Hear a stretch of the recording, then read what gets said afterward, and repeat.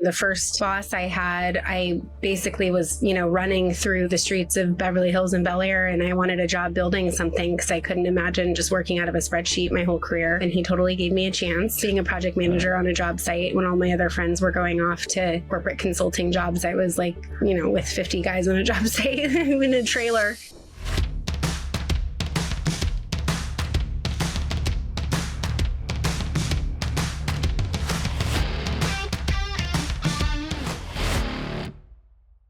Welcome to the latest episode of the 8th Gear Podcast. Great that you're with us. My name is Sabron Walker and my co-host, Joe Ferracci. Today we have Meg Epstein. Want to introduce her? We're going to have an awesome show. She is the founder and CEO of CA South, a women-owned commercial real estate development and investment management firm with over $1 billion under management. Yes, $1 billion under management.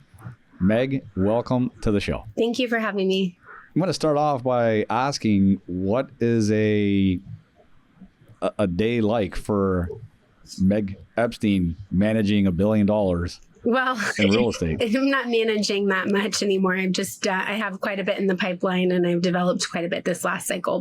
These days, I have young children, which I didn't have when I first started my firm, but I'm just really good about compartmentalizing time. So I have my office days that are really long and, stacked with meetings and calls and things like this. And then my more focused days, like working from my home office, and, a decent mix of, I'm a lot lighter on the travel now, but mainly here in Nashville. So everything that you are doing is based in Nashville or anything out of state? We do have a project in Huntsville, and we're building our pipeline in other southeastern markets like Charleston and St. Pete. I can get into it more, but when I first started, I was very opportunistic in Nashville. It's been an incredible market to be in the last decade. Obviously, hyper growth market. I came from California a bit earlier. Now there's tons of migrants that have come here, but we're looking for other markets that have similar demographics as well, now that we've done so much in Nashville. We've interviewed many guests who just happen to fall into doing certain things. Like for you, was this, hey, you know what? I want to build this massive fund in and around real estate. I don't think from the beginning, I always had a very strong sense of finance and was originally going into finance, but I graduated in 2008, which was a horrible time to go be an analyst. And so kind of derailed that career and became a project manager at a construction company in Los Angeles, building basically mega mansions for people. So like $50 million plus homes. And that sort of gave me a very strong foundation for construction and development and project management and budgets and schedules.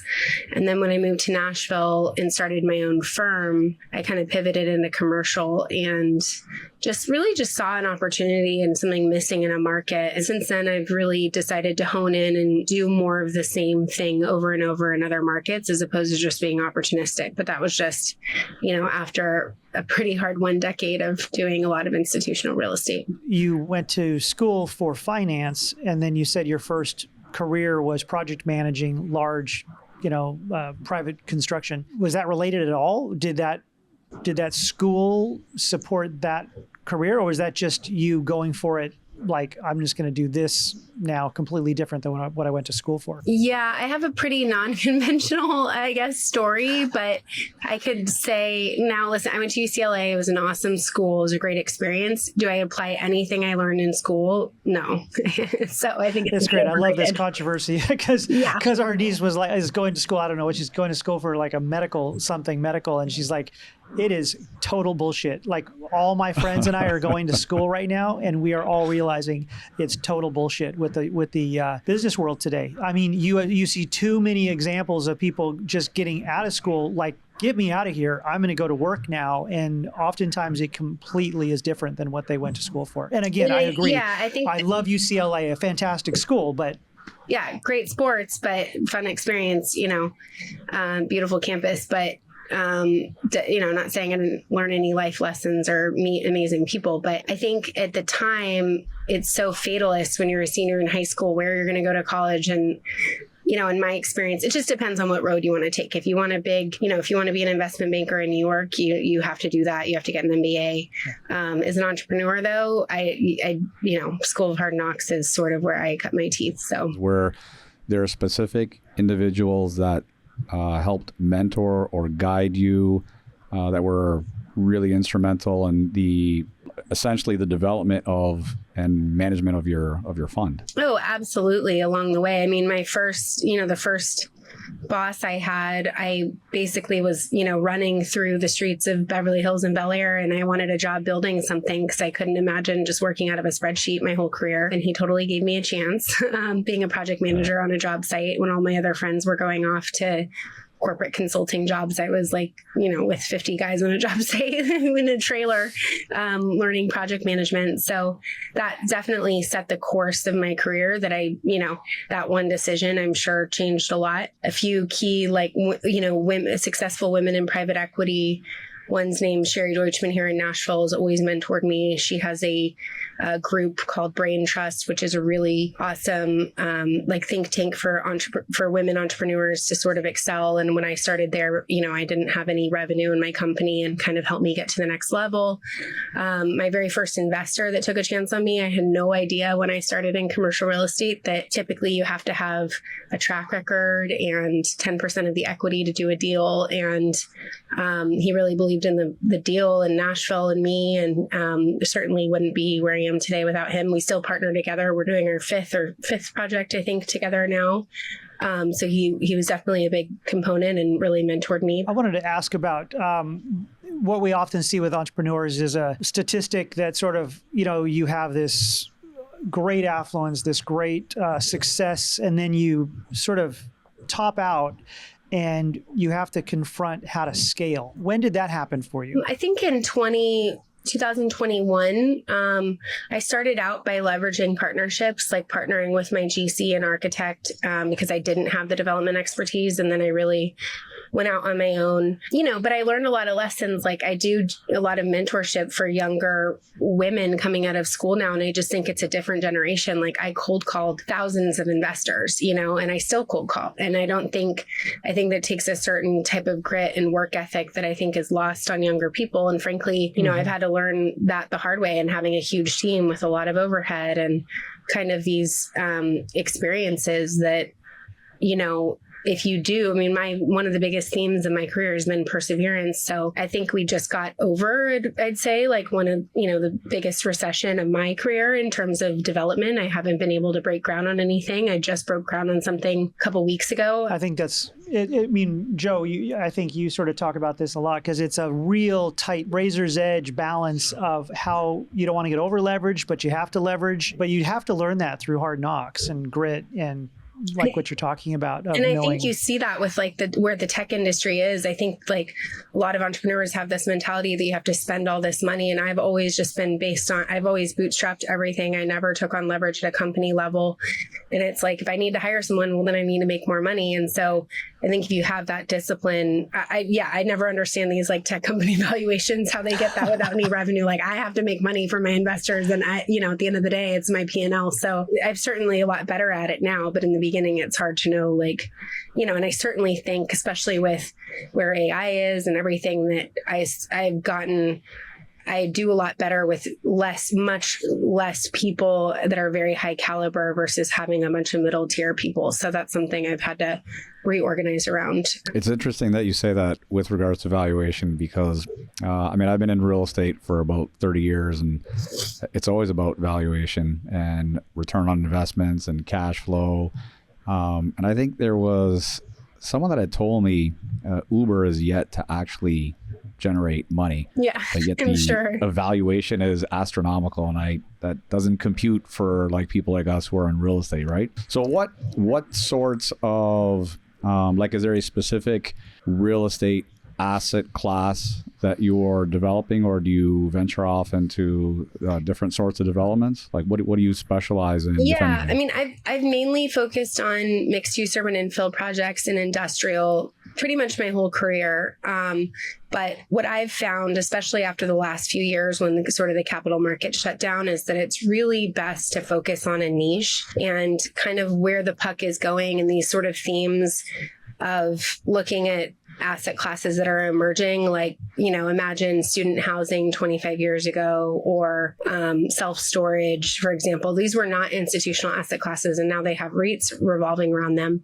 But I kind of I've really learned my lesson that when everyone's throwing money in an asset class like multifamily, I could have raised, I raised hundreds of millions of dollars around multifamily. It's not very, it's very hard to differentiate if everybody's building that. And that's what all the institutional markets are chasing, because they tend to be very late. Where I've, on an absolute return basis, made, 5 times more than traditional institutional asset classes.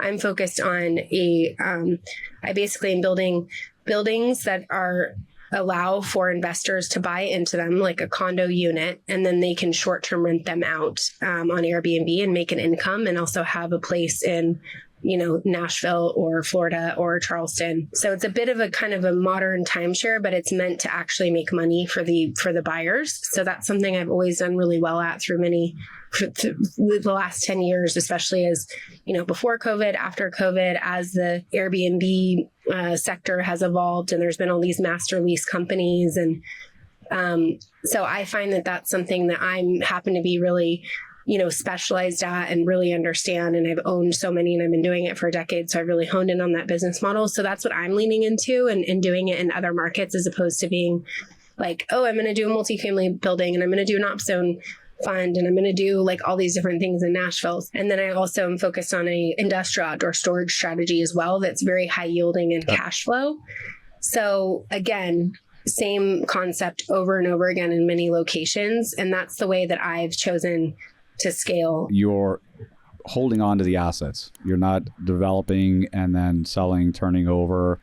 You're developing, then retaining ownership and continuing to generate off of whatever the revenue model is. On the industrial side, it's a cash flowing portfolio model where we will cash flow it and continue to grow the portfolio. On the condo side, I sell those individual units to buyers that then make their own cash flow in the units. You converted it into Airbnbs. Are you retaining the management of that after turning over properties to individual owners, or are you just completely done with the project? We are just sort of out of necessity, and we don't convert anything. I only do ground up development. So I've learned a lot about the short-term rental space and what people want. And I think as Airbnb evolves and as jurisdictions become tighter, which will continue to be a trend, people don't like, bachelorette parties in their neighborhoods where their children are going to school. And so I think we do we develop from the ground up dedicated buildings that are meant for group travel. And that's just been a really great niche for us that we have figured out, and there's a million different factors that go into it, including design and financing it and how you operate it and all of the things that have made it more and more sophisticated. So where do you see the trend developing? In terms of group travel or Airbnb or? Group travel, Airbnb, there's other models that are being developed. I have a fund established for mobile home parks. The reason why we gravitated to that is because I felt like the multifamily space has become so saturated. Are you seeing any trends that are being directed one way or another? Absolutely. So just taking a step back from what I said, just like the mobile home park model, or just like I mentioned, student housing or build to rent, for example, that wasn't considered institutional 5 or 10 years ago. It doesn't have to be like people are specializing in data centers now. That's a whole niche that I don't understand, but I'm sure there's, industrial developers that have a great corner on that market because they've been in it for so long. And now this is the hot asset class. So for any of your listeners that are investors, it's kind of about spotting those trends and looking and going, hey, multifamily is super oversaturated, but people need affordability and this isn't going away. And there's many reasons why mobile home parks are a great investment where, okay, that's a better opportunity than buying a multifamily building at a sub 5 cap when that doesn't even cash flow, right? So sort of that same idea is sort of what I did. I just happened to do it in the group travel space just because I was in Nashville a decade ago and happened to be on the forefront of it. So that's like where I cornered the market, and I think there's an opportunity. I think group travel in general, I'm doing with my partner, I mentioned an amazing project in downtown Nashville that is a dedicated group travel hotel. Hotels, if you go to a hotel in downtown Nashville in the middle of the summer on a Tuesday, you're paying $500 a night for anything decent. If you're going with 5 friends, like that's expensive. So people much rather stay in our units that are, you have a kitchen, you have a washer dryer, you have 4 bedrooms in a unit, and it's a lot more fun. And these emerging asset classes are always harder to finance and figure out. But if you're really, if you try to think outside the box and be smarter about it. And I get, this isn't the model for everyone. I have a public REIT investor that you have to be right down the fairway on exactly, you can't even deter on floor plans on a multifamily building. And just having done both now, that's kind of where I'm leaning into, is like finding my niche and capitalizing on it.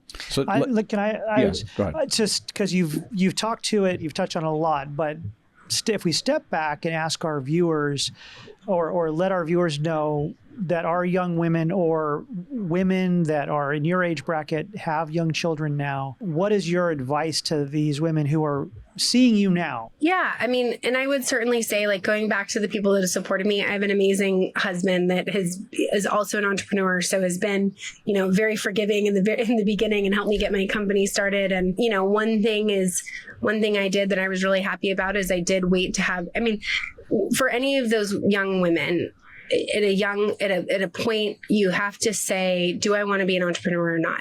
Entrepreneurship has been incredible. I work in, I have tons of flexibility. I've, obviously become very successful. We work in France most every summer. Like it is a lifestyle that you can't forget. I also have been an insomniac for 5 years, and I've been through really hard times and, thought I was going to be bankrupt before, you know what I mean? So it's you have to make that choice at a very young age. Am I prepared for an incredible amount of uphill battle?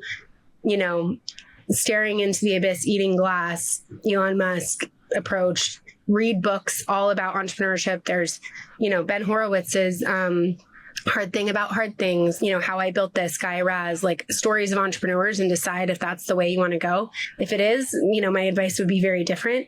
I think a great experience for a young woman that wants to invest in real estate is being a commercial broker. It's one thing I wish I would have kind of had behind me, because you look at a lot of deals and really understanding, I think it's really important for women to understand finance and be an analyst early on, or really understand the finance fundamentals. Because no matter what you do, whether you're going to buy a rental house or, you're looking at commercial real estate, that's where the decisions get made. And that's where, you have to remain in power. I think women kind of get pigeonholed into a marketing role or something. And I think that's sort of short-sighted, because women have a very different perspective than men on organization and real estate. And so I always try to encourage them to get a very strong financial experience, because that will provide more leeway later.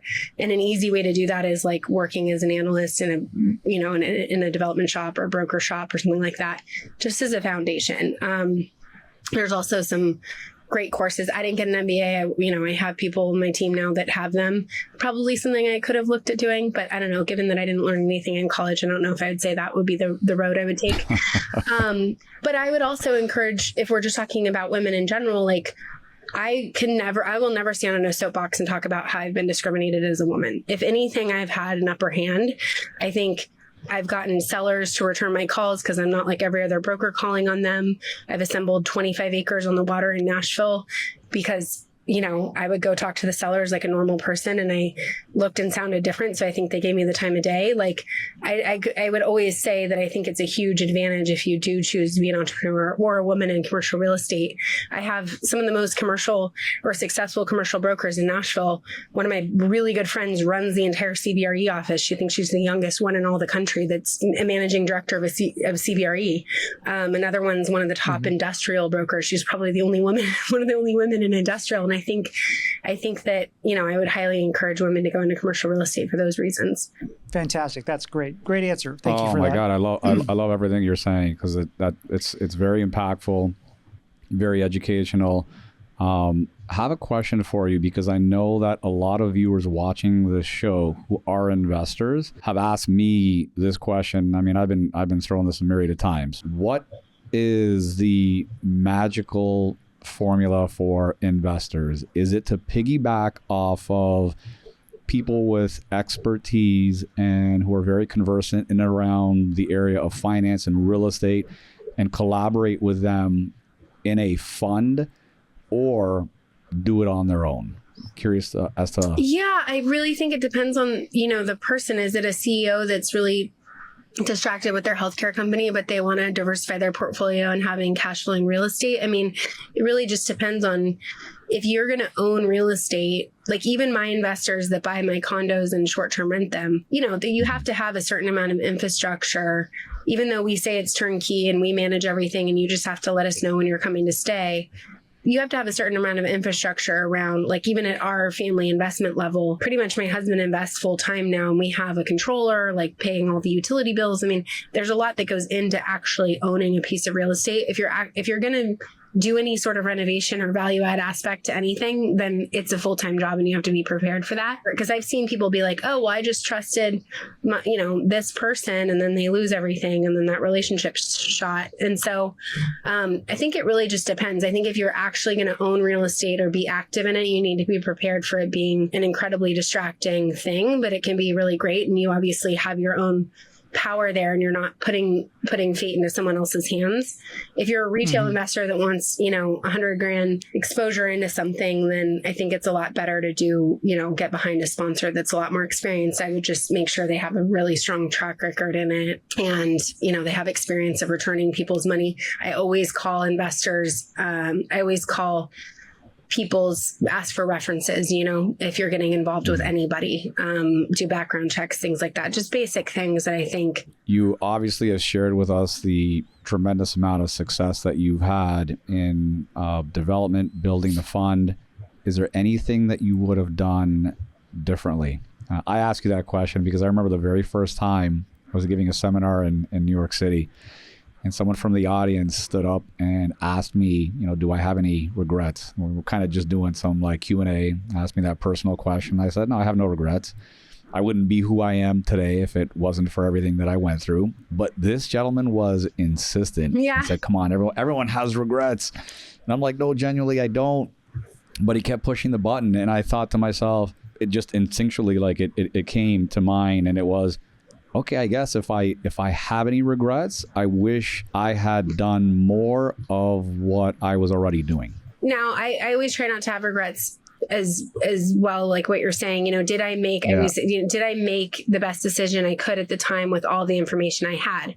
Had I known that Nashville was just going to blow up, I mean, I would have bought everything. When I first got to Nashville, they said, oh, this girl's coming in from California. She's overpaying for land.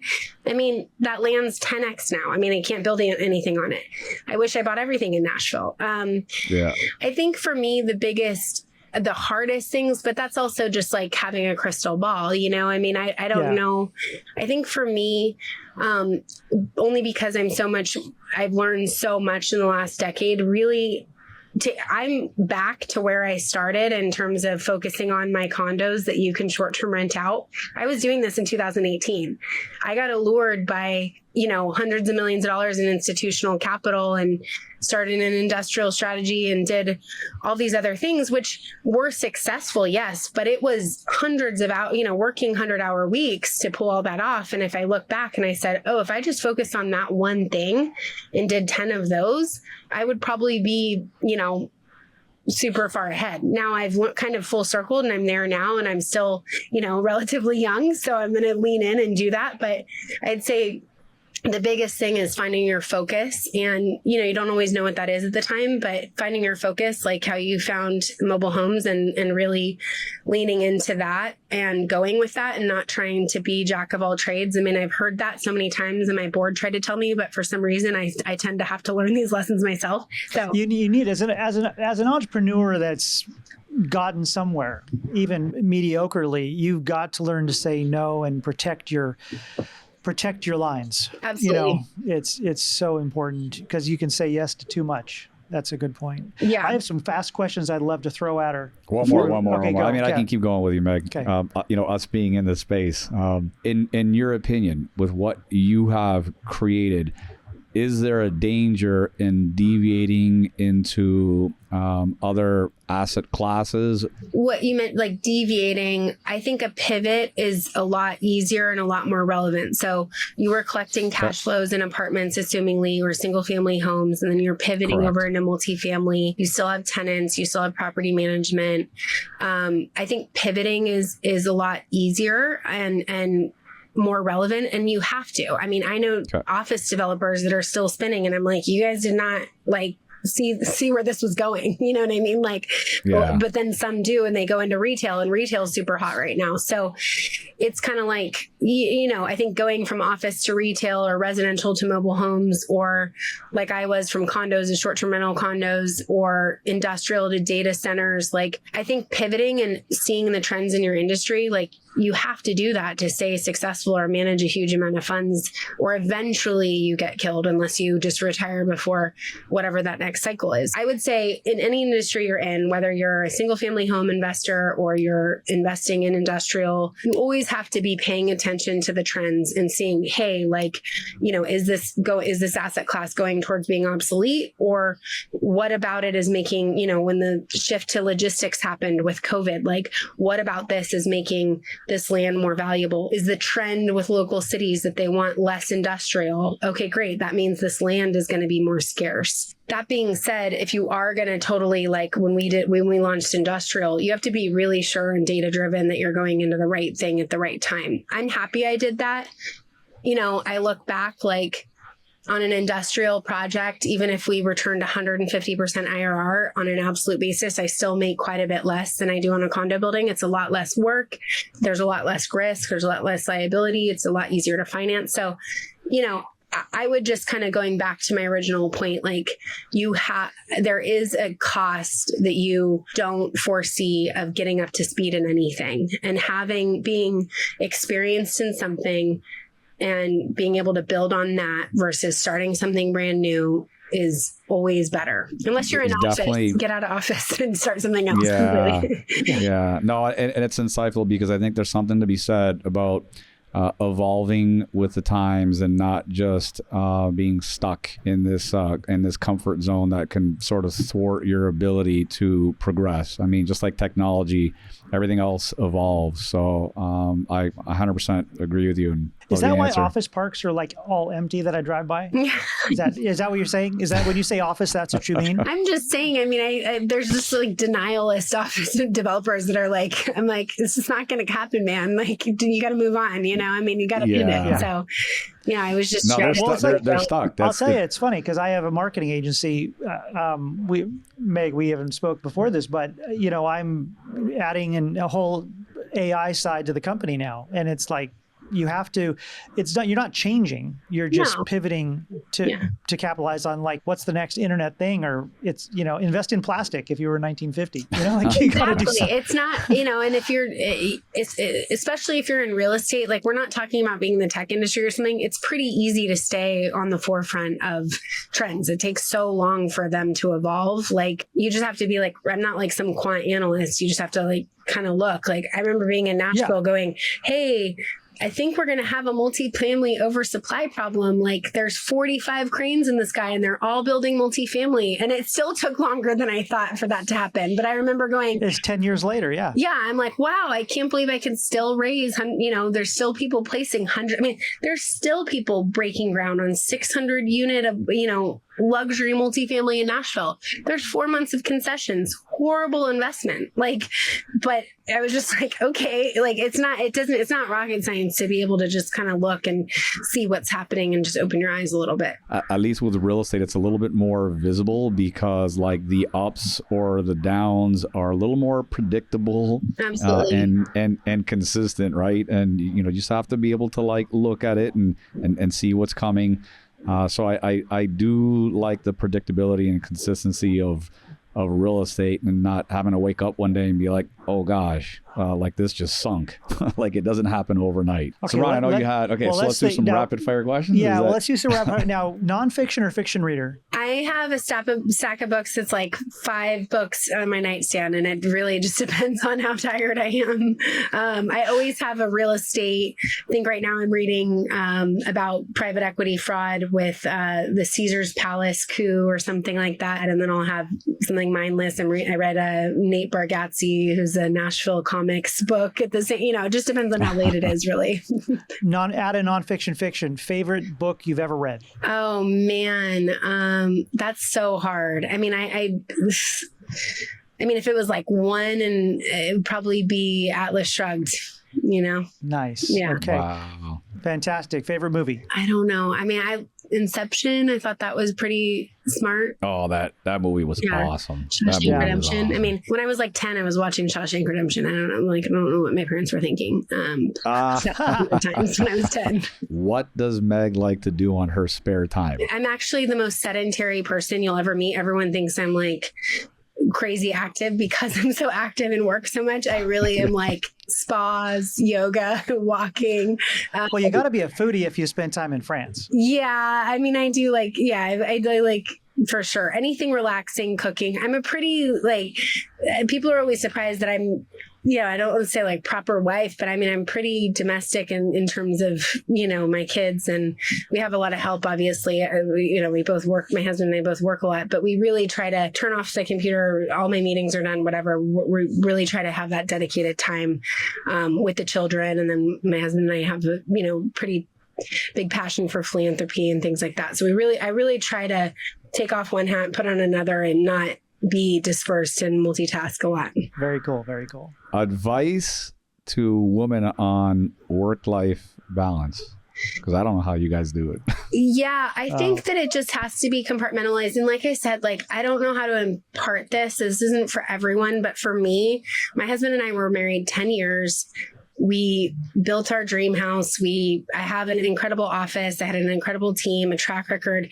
And then we had kids. It happened a bit later in life for us, but we plan to have 4, and I'm getting all that done before he has to change diapers past the age of 50, which was our deal. To me, that was a really successful thing. I could not have done it and started, got as far as I did in my company with young children. Like, that's just a reality. But I think there's plenty of companies now that are super accommodating to moms. I think your children care a lot more about you being ultra present when you're with them versus trying to do laundry and everything else for 10 hours a day versus, me spending a solid 3 with my kids and being able to afford all of the other things being taken care of. Mm-hmm. So that's something that I've seen so many parents start out really young and not be financially established. And to me, that's like, people are like, I don't know how you're having so many kids, and I'm pregnant again. And we're going to have 3 under 2 at least. And we also signed up to be foster parents. It's because I run my household like a tight ship, like a real estate development project with a budget and a schedule, and everybody, I have everything taken care of and outsourced. And